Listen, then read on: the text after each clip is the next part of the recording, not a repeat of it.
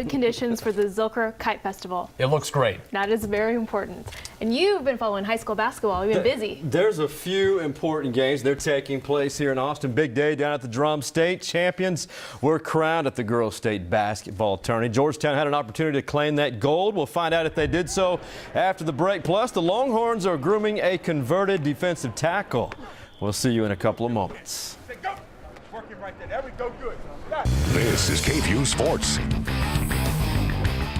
Happy state championship Saturday to you. An upset by Cibolo Still of Pflugerville last night allowed us to have one final opportunity to have a state champion from the Austin area. Those Lady Eagles from Georgetown had that opportunity against Dallas Lincoln in the 4A state title game. After 25 years, G-Town's head coach Rhonda Farney has not lost that fiery attitude, and her players, they emulate that. Caitlin Walla, she led the Lady Eagles with 26 points. G-Town, they trailed at half 39-33, but Walla and the Lady Eagles just kept it coming with the rebounds and the clutch shots. Georgetown took care of business, beating Lincoln 65-60, the first state title since '79.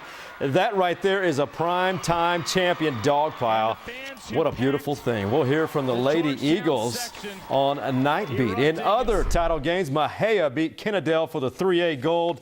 It was Brock in Class 2A. Martins Mill won the Class A Division I gold ball, and Saltillo and Witherall will tip off in about 30 minutes for the 1A D2 championship.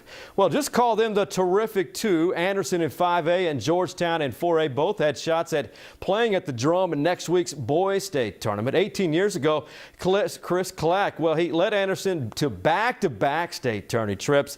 This would have been the first trip as a 5A school, but Berkner was a bit too much. Trojans, their season ends 66-52. Meanwhile, Georgetown was losing to Rosenberg-Terry in their regional final by 14 at the beginning of the fourth quarter. After rallying down from 22 to beat OU, Texas head coach Rick Barnes said, "No team in the country wants to play Texas now."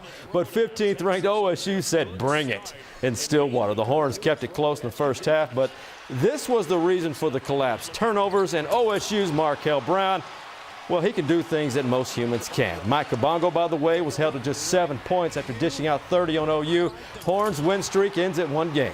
78-65 the final. Around the Big 12, Tech beat the Horned Frogs by 9. K-State and Baylor just tipped off. OU, well, responded with a big win over Iowa State after the loss to Texas, and KU had no issues with the Mountaineers. As for the ladies, Texas led OSU on the road for more than a half of the game. Had 9 turnovers against Texas Tech the other day and trying to make an amends for that today. An answer by Davenport. Yeah, the Texas ladies led at halftime by 5, but the Cowgirls forced 19 Texas turnovers, and they pulled it out in the final 3 minutes of the games. Horns dropped this one 64-58. After such a strong start to the season, the Longhorn baseballers are eyeing a 3-game losing streak. Make it a 3-game losing streak. They just lost to Stanford 7-2. At DKR, the second and final open practice of the spring football camp was today. One concern by the Horns Nation is defensive line depth, especially after not signing an interior lineman in this recruiting class. No worries, says Mac Brown.